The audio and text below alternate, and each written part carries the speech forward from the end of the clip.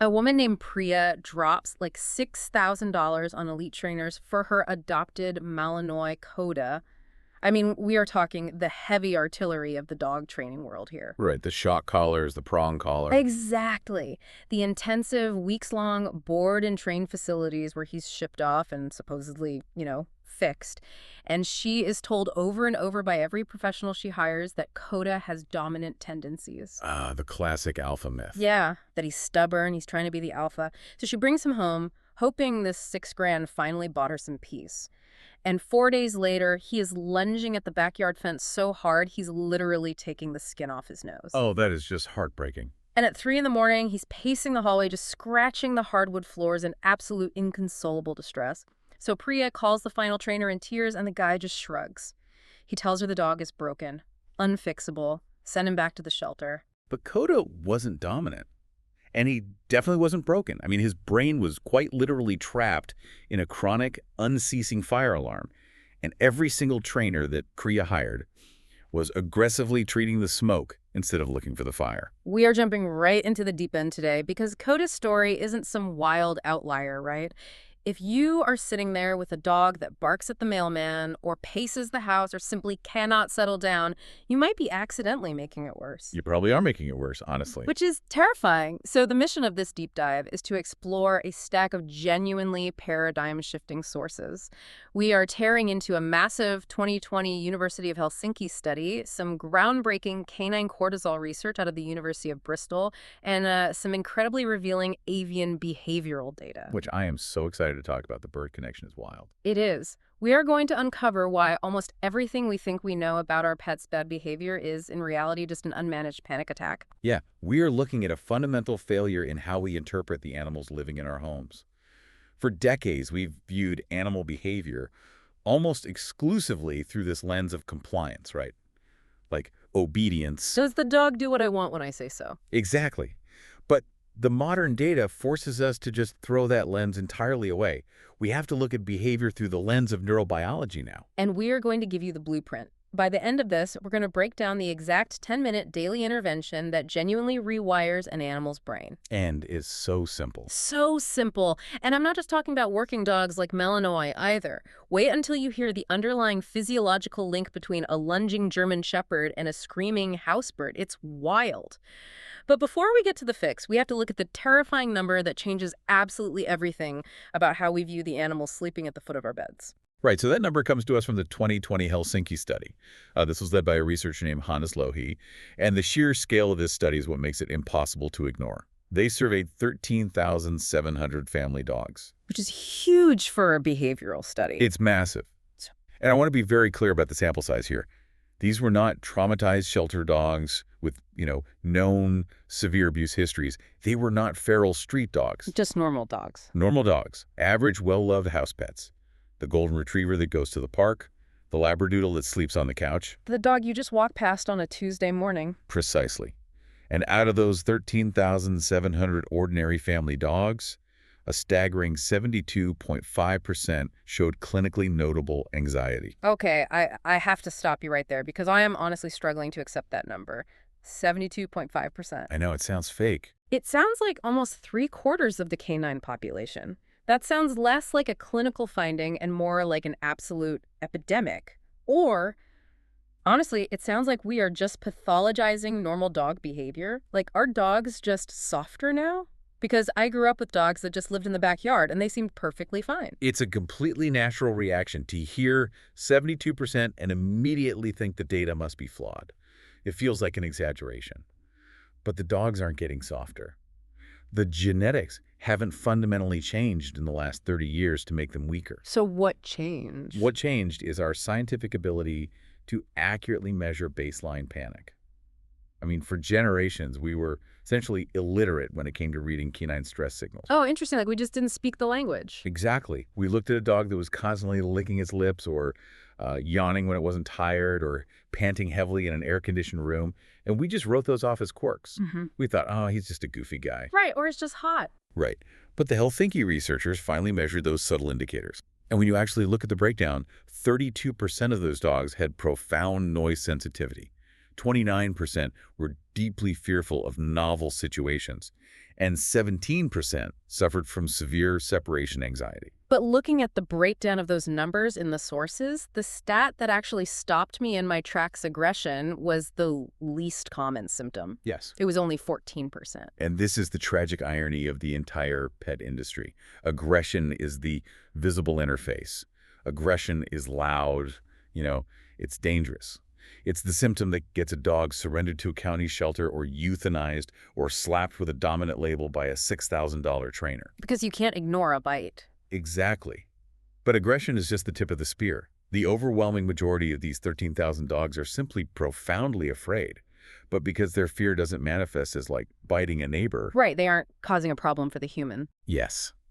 Because their fear manifests as freezing in place or hiding under a desk or just suffering in quiet, wide-eyed terror, they go completely unnoticed. Wow. We're literally writing off the dogs that are the most afraid just because they have the polite version of panic. Polite panic, yes. That's a great way to put it. They suffer in silence, so we assume they're fine.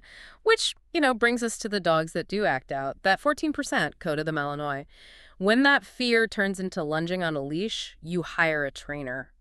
And what is the standard go-to playbook for the vast majority of trainers out there? Correction-based training. Right. Prong collars, choke chains, leash pops, spray bottles, the dreaded alpha roll. The alpha roll, where a human physically wrestles a dog onto its back to establish dominance.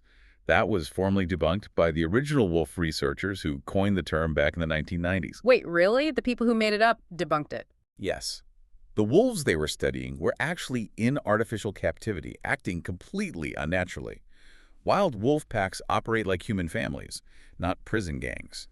Yet somehow, this alpha theory keeps making a massive comeback on social media just because it looks dramatic on a short video clip. But hold on, that's not even the crazy part. Here's a genuinely confusing part for a lot of dog owners. Yeah.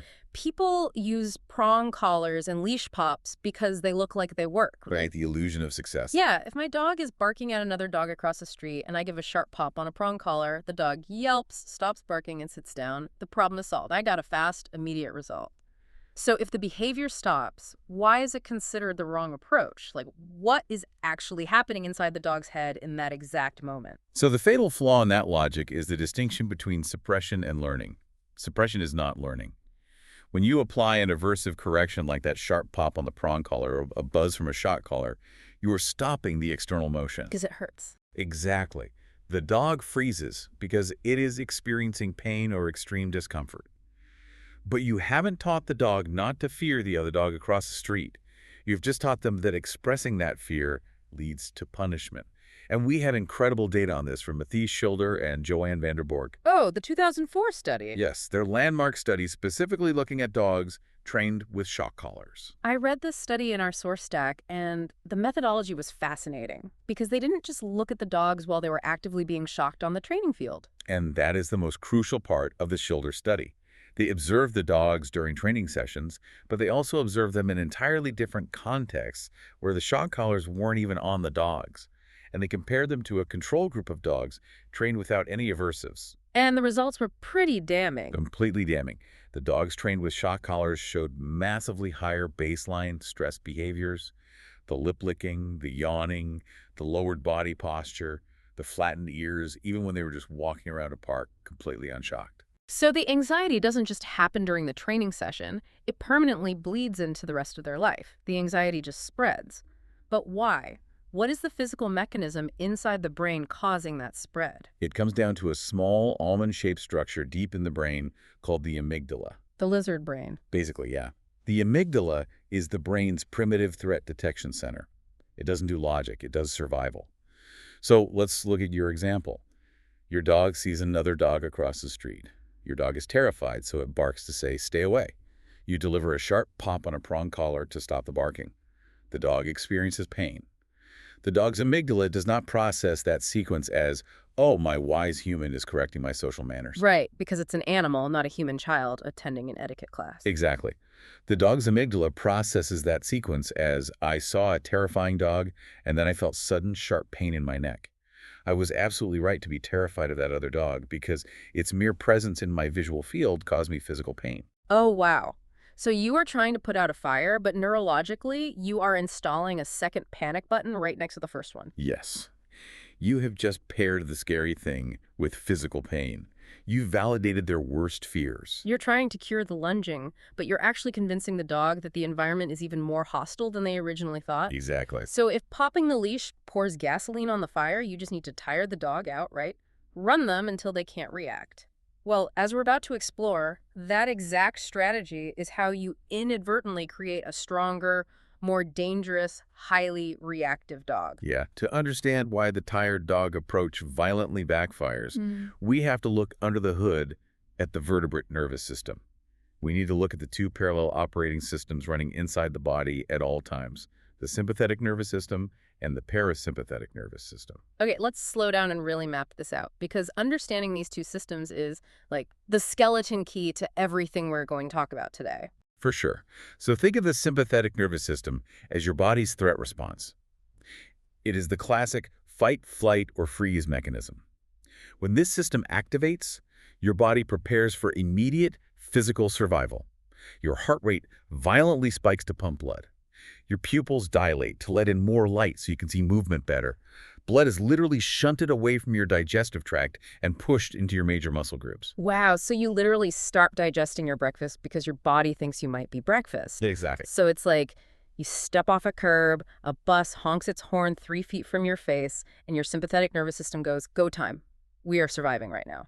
Precisely. It is an evolutionary masterpiece, Yeah. but it is designed for short, explosive bursts. Once the bus passes, once the threat is gone, the parasympathetic nervous system is supposed to take over. This is the rest and digest, or the recovery phase. The parasympathetic system acts as the brakes. Right, the heart rate drops back down. Yep. Your breathing slows, blood returns to your stomach, and the higher reasoning parts of your brain come back online. In a healthy animal, or a healthy human for that matter, life is a smooth, continuous toggle switch between these two states. Threat, recovery, threat, recovery, sympathetic, parasympathetic. But when we look at Coda the Malinois, that toggle switch wasn't smooth. It was effectively broken off completely. It was jammed. This is a physiological state that behaviorists and neurologists call sensitization.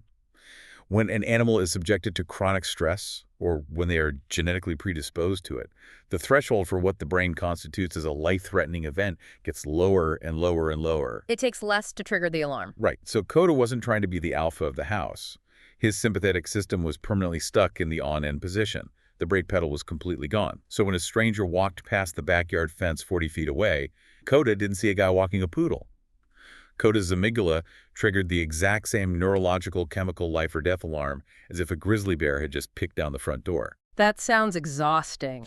And this is where I have to play devil's advocate again, because the tired dog myth is so deeply ingrained in our culture. Oh, it's everywhere. Every single article online, every local dog trainer says a tired dog is a good dog. If my dog is stuck in that sympathetic overdrive, why wouldn't throwing a tennis ball for an hour help?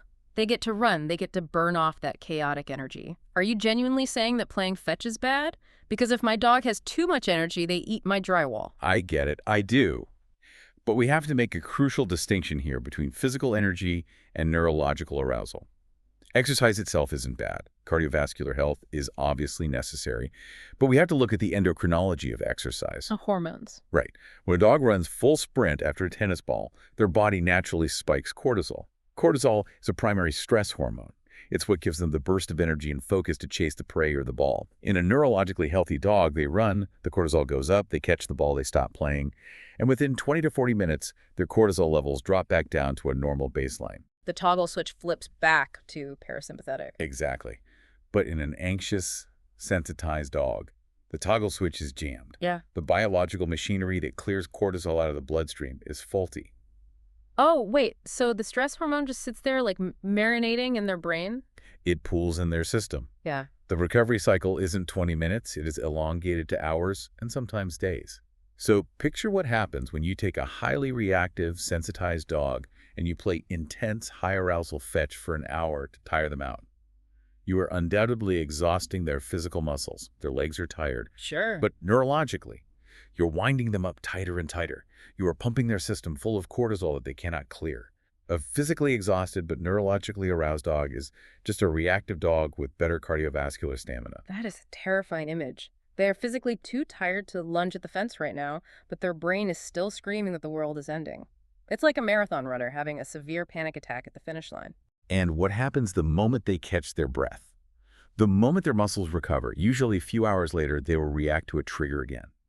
And often, they will react much more intensely because their baseline stress level, the amount of cortisol just swimming in their system, is now sky high from the hour of fetch. Wow. So to actually fix the reactivity, you cannot just drain their physical battery. You have to actively, purposefully engage the parasympathetic nervous system. You have to reach in and manually flip the toggle switch. You have to trigger the vagus nerve. And the fastest, most effective way to do that is right on the front of their face. It's through their nose. Okay, we are getting into the actual neurological surgery of this now, the sniffing cure. When I first read these sources, I thought sniffing sounded like such a fluffy, low-stakes activity. Yeah. Like, oh, let him sniff a bush. But it is hardcore neurobiology. It absolutely is. I mean, we have to appreciate the sheer staggering hardware of a dog's olfactory system. To put it in perspective, a human being has roughly 6 million olfactory receptors inside our noses. A dog, depending on the breed, has somewhere between 125 million and 300 million olfactory receptors. 300 million. That is an alien level of sensory input. It's completely incomprehensible to a human. And the part of their physical brain dedicated to analyzing those smells is proportionally 40 times larger than ours. But the sheer volume of receptors isn't even the most fascinating part. The real aha moment is the biological wiring. Because the wiring doesn't just go to a generic smell center in the brain, it goes straight to the emotional command center. Precisely. The olfactory nerve is totally unique. It bypasses the thalamus, which acts like a relay station for other senses, and connects directly into limbic system, which houses the amygdala. So there's no filter. There is almost zero cortical filter. Think about how humans process the world.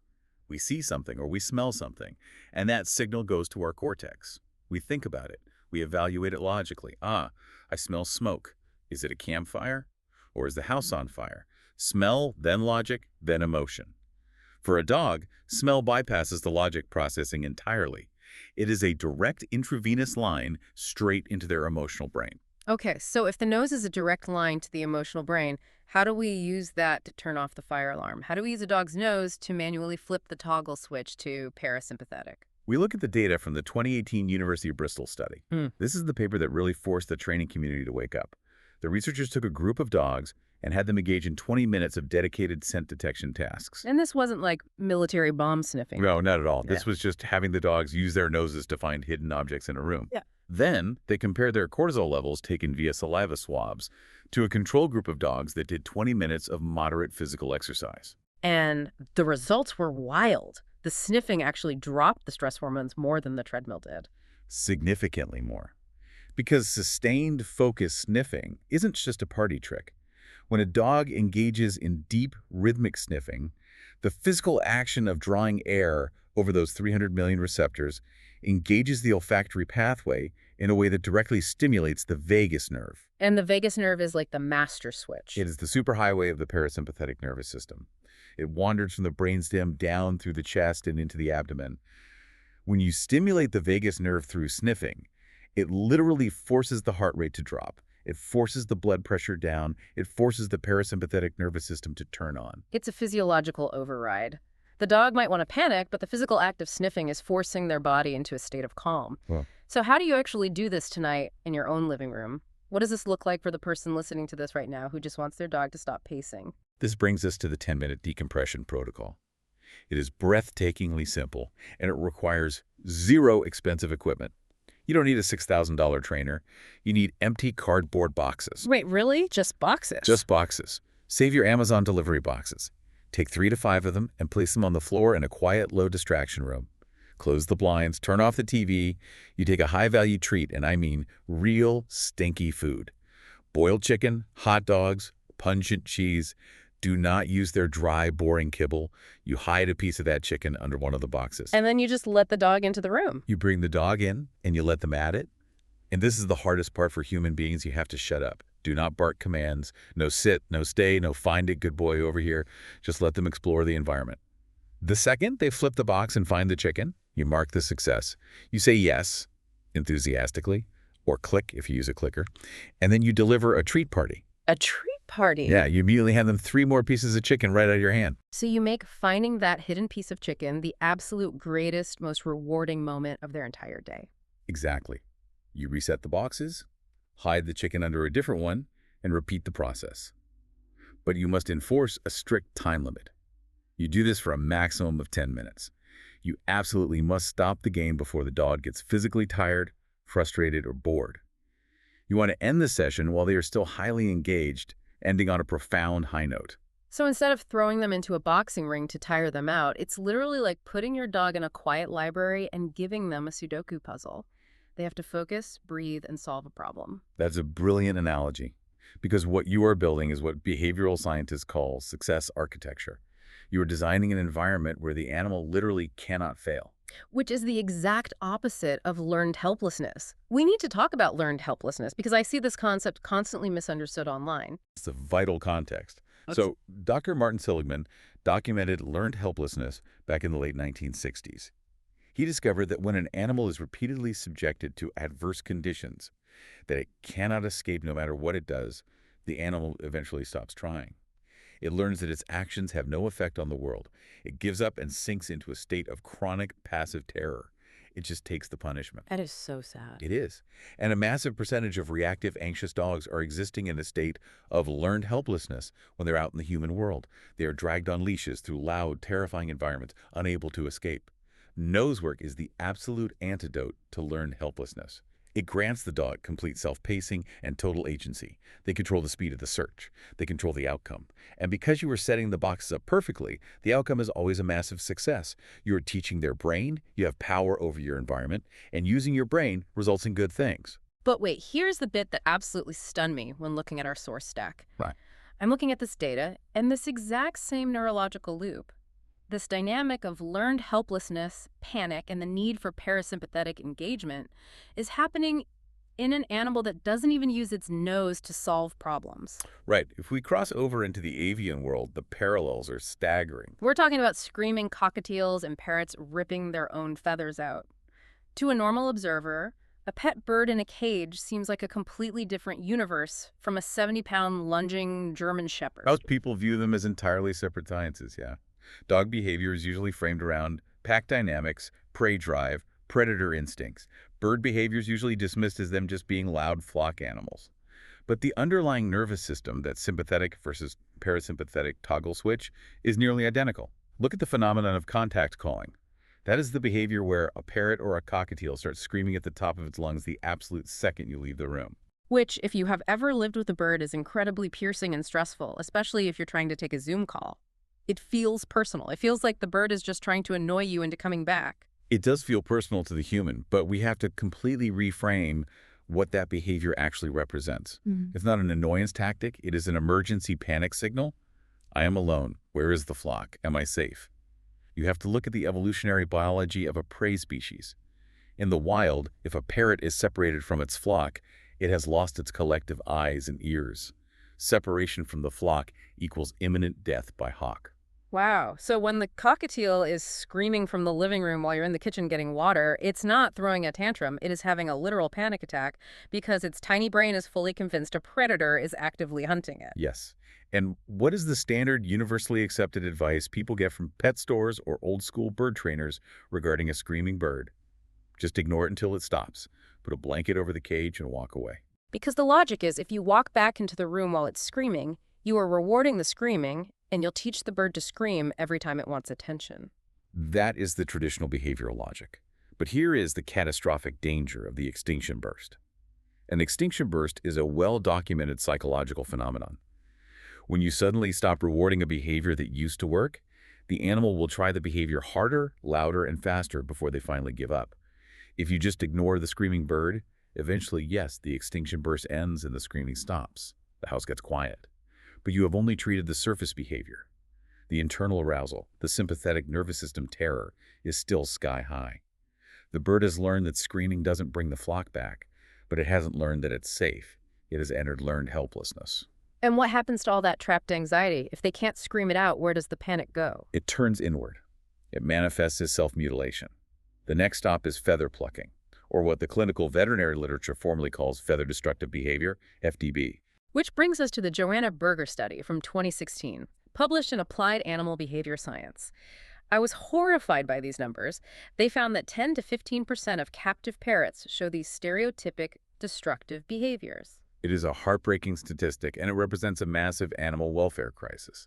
But the fascinating part is that the fix for these birds relies on the exact same neurological principle as the cardboard box Nosework for dogs. But birds don't have 300 million olfactory receptors. A parrot's sense of smell is practically non-existent compared to a dog. So how do you reach into a bird's brain and trigger their parasympathetic system? How do you flip their toggle switch? Through intense cognitive engagement and mechanical foraging, we have to look at wild parrot behavior. Wild parrots spend roughly 60 to 80% of their waking hours foraging. That means flying miles to find food, extracting it from difficult locations, and solving the complex mechanical puzzles of cracking a tough nut or prying open a seed pod.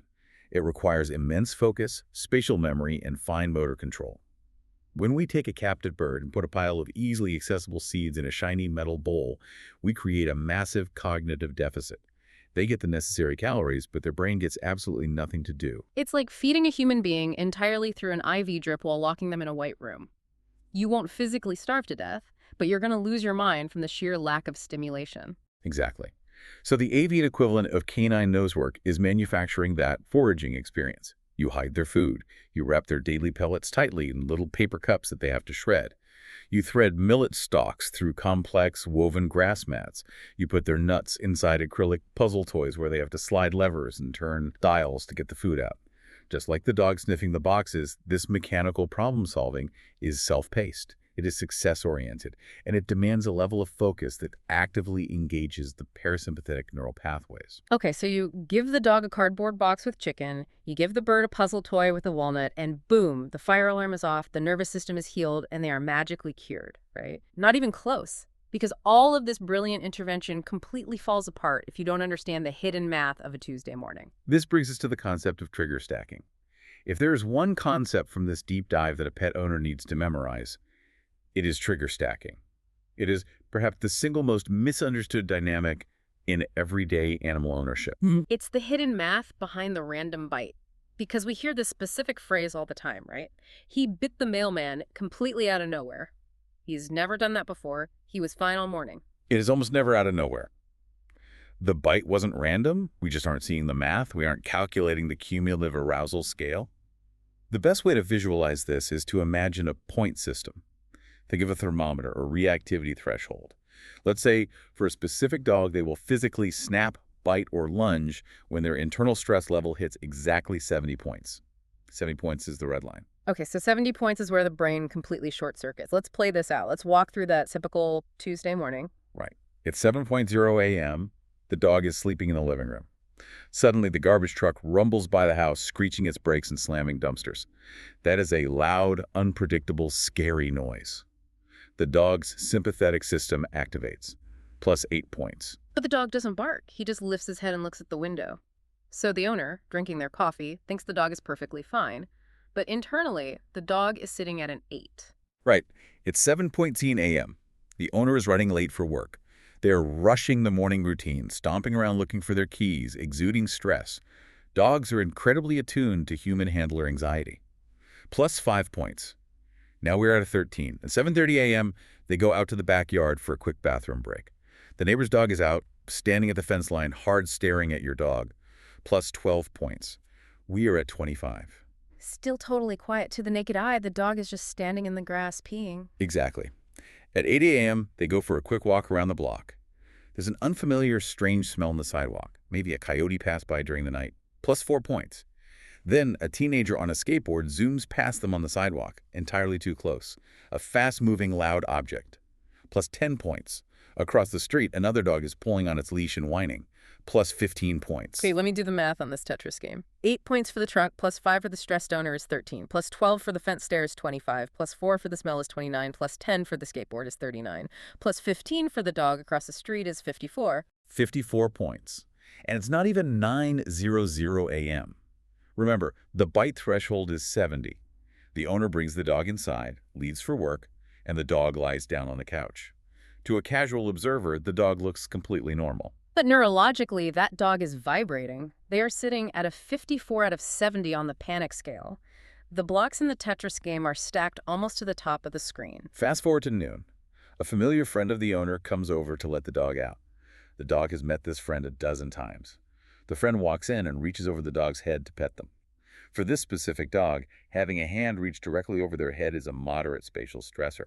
Normally, it wouldn't be a big deal, but today, it adds 20 points to the scale. 54 plus 20 is 74. The red line was 70. Boom. The dog snaps and bites the friend's hand. The friend is bleeding, the owner is mortified, and everyone is saying, "He's met you before. He's never aggressive. It came out of nowhere. It wasn't a random bite. It wasn't an aggressive dog. It was a maxed out nervous system simply running out of room." Yeah. The cortisol from the morning inputs hadn't cleared the system yet. The Tetris screen filled up, and the game was over. That completely changes how you view a walk. Every single micro-interaction is a block falling from the sky. And if I recall the sources correctly, this stacking math is even more extreme, even faster, with birds, isn't it? Immensely more extreme, primarily due to their physiological metabolisms. A bird's heart rate and metabolic processing are incredibly fast. Their arousal cycle is basically on fast forward. If a loud television commercial or a dropping pan scares a cockatiel at 10 a.m., that stress hormone rockets through their tiny system instantly.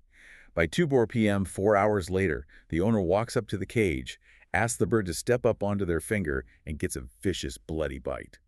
The act of stepping up didn't cause the bite. The 10 a.m. dropped pan, combined with 4 hours of incomplete recovery, plus the physical handling, pushed the bird over the red line. So how do you actually stop the stacking? Because looking at that Tuesday morning scenario, I can't control the garbage truck. I can't control the teenager on the skateboard. Life happens. But according to the research, you can give your animal a veto button, you can give them a release valve, and this next part, honestly, is going to intensely upset some old school trainers. It is highly controversial in traditional obedience-focused circles, but the veterinary data is simply undeniable. If we want to lower the baseline arousal, we have to talk about the consent framework. We are talking about the power of the no button, teaching an animal that they have the right to refuse interaction. Yes. In the veterinary and high-level training world, this is called cooperative care. A brilliant, highly practical example of this is the chin rest protocol. This was developed by Michelle Puglia, who did incredible work with guide dogs of the blind. You systematically teach the dog to rest its chin flat in the palm of your hand. That chin rest is the dog's start button. As long as the dog's chin remains heavy in your hand, you proceed with brushing them or wiping their paws or giving them a vaccination. The absolute millisecond the dog lifts its head out of your hand, the second they withdraw their consent, you immediately stop whatever you're doing and back away. Okay, I have to pause and push back on this because I can hear the collective groan of thousands of dog owners right now. I am the human being. I pay the rent. I buy the expensive kibble. Are you seriously telling me I have to ask my dog's permission to clip its nails? If I have to clip the nails, I have to clip the nails. If I force my bird to be held in a towel so I can check its wings, won't it just eventually get used to it and realize I'm not actually hurting it? That is exactly what the traditional dominance-based mindset dictates. I am the boss, you will submit. Eventually you'll see it's fine. But mechanically, physically forcing an animal to endure a scary procedure is flooding. It is not desensitization. Walk me through the mechanical difference between those two things. Desensitization is exposing the animal to a scary stimulus at a level so incredibly low, so far away, that it doesn't even trigger the sympathetic panic response, and then microscopically building up over weeks. Flooding is tying them down, pinning them to the floor, and exposing them to the full, terrifying blast of the nail clippers until they physically exhaust themselves and stop fighting.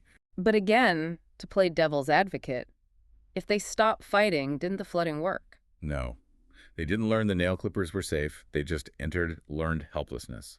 They learned that fighting the human is futile, that their body is not their own, and that they cannot escape trauma. Flooding massively increases sensitization in the long run. The next time they see the clippers, their baseline panic will be twice as high.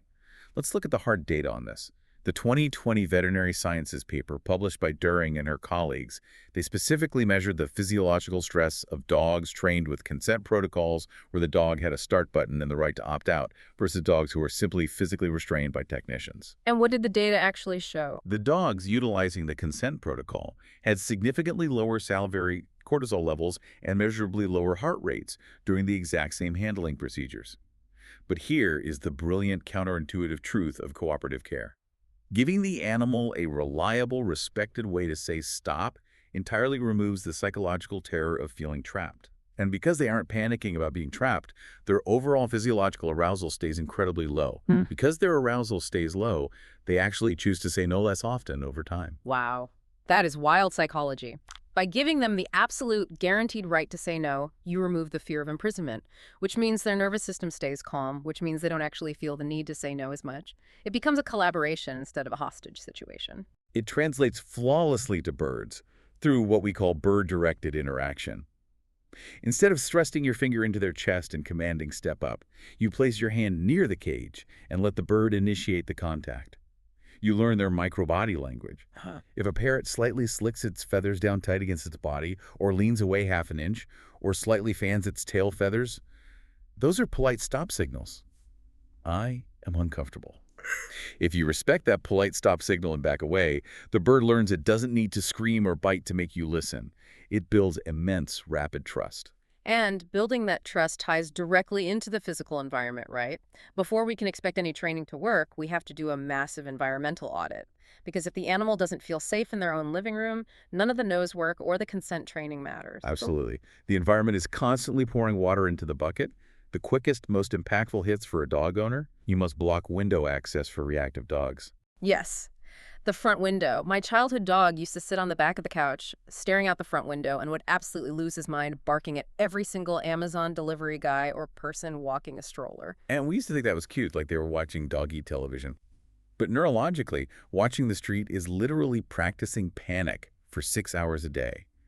Every time a person walks by, the dog's sympathetic nervous system spikes. It is chronic trigger stacking. Put up opaque, frosted window film, close the heavy blinds, physically move the couch away from the window, stop letting them rehearse the panic cycle. Additionally, you must ensure highly predictable daily schedules. Unpredictability is a massive invisible stressor for an anxious animal. And what does an environmental audit look like for a parrot? Move the cages away from televisions. The constant, unpredictable flashing lights, the sudden action movie explosions, the high-frequency electronic noises, these are constant, unavoidable micro-stressors for a prey animal locked in a cage. You also need to move them away from high-traffic doorways where people suddenly appear around the corner. Put the cage against a solid wall so they know nothing can sneak up behind them. Give their nervous system a visual and auditory break. But what if a listener does all of this? What if you are the perfect owner? You do the environmental audit, you buy the window film, you do the 10-minute cardboard box nose work every single day, you teach the chin rest consent protocol, and the dog is still lunging, the bird is still plucking. This is where we have to address the giant, highly controversial elephant in the room. We have to talk about medical reality checks. Because there is a specific population of animals, roughly 10 to 15% of these severe cases, where behavioral modification alone is simply impossible. There are hidden, internal medical drivers physically forcing the nervous system into overdrive. We're not talking about dogs with a visible limp. We're talking about dogs that look phenomenally healthy on the outside, but their chemistry is betraying them. Exactly. Thyroid dysfunction is a massive, often ignored culprit. If you have a dog in middle age who has always been sweet and suddenly becomes highly reactive or aggressive, do not call a $6,000 trainer yet. Call your vet and demand a full, comprehensive thyroid panel. Chronic invisible pain is another massive blind spot. We are talking about low-grade orthopedic issues, early onset arthritis, or severe dental disease. A dog who suddenly snaps and bites when you touch their hindquarters isn't trying to establish dominance over you. They are in agonizing physical pain, and they are protecting their body. And then there's the fascinating link to the stomach, the gut-brain connection. We looked at a massive PLOS-1 study from 2019 regarding this. Yes. This study looked at over 1,300 dogs and found profound, undeniable correlations between gastrointestinal distress dogs with chronic loose stools, food allergies, frequent vomiting, and severe anxiety-related behaviors. The biological gut inflammation is essentially sending continuous systemic panic signals directly up the vagus nerve to the brain. You cannot train away inflammatory bowel disease. And what about the acute environmental stuff, the noise aversion, the dogs that literally destroy the drywall of the house trying to escape during a thunderstorm or 4th of July fireworks? That is a highly specific phobia, and it affects roughly 32% of all dogs. And thankfully, there is a phenomenal targeted veterinary treatment available now called Sileo. It is a prescription gel that you administer directly onto the dog's gums. It absorbs quickly, it works in 30 to 60 minutes, and it specifically targets and shuts down the noise panic receptors in the brain without turning the dog into a drooling, sedated zombie like the old-school tranquilizers used to do. It lets them just rest through the storm. But Soleo is just for acute events. What about the generalized, every single day, 24/7 anxiety, the coda-level anxiety, where just existing in the living room is a struggle? This brings me to my very strong, highly controversial take regarding the modern training industry. There is a vocal faction within the force-free, positive reinforcement training world that absolutely refuses to recommend daily anxiety medication, like fluoxetine, which is essentially doggy Prozac. They refuse because they view it as unnatural, or they think it's a crutch for lazy owners who don't want to put in the training work. I believe that refusing medication for severe, clinically anxious cases is practicing cruelty, period. That is an incredibly strong statement. You are calling out a big chunk of the training world. I stand by it completely based on the neurobiology. White-knuckling an animal through a chronically high cortisol state causes measurable physical damage to their body over time. It wrecks their immune system, it permanently damages their GI tract, and it significantly shortens their lifespan. The dog is suffering. A medication like fluoxetine does not magically fix the lunging behavior on its own. It is not a cure, but what it does is it lowers the baseline arousal. It brings the boiling water down to a simmer so that the nose work, the decompression, the behavioral modification can finally land in a brain that is chemically capable of learning. It gives you a fighting chance. Okay, so we have the mechanics, we have the medical foundation. Let's put it all together into the actual actionable blueprint, the 90-day protocol. We have to structure this over 90 days. Why 90 days? Because of trigger stacking revisited. Remember what we said about the extinction burst and the incredibly fragile baseline. Here is the trap that 90% of dedicated owners fall into. They start doing the cardboard box nose work. They block the windows.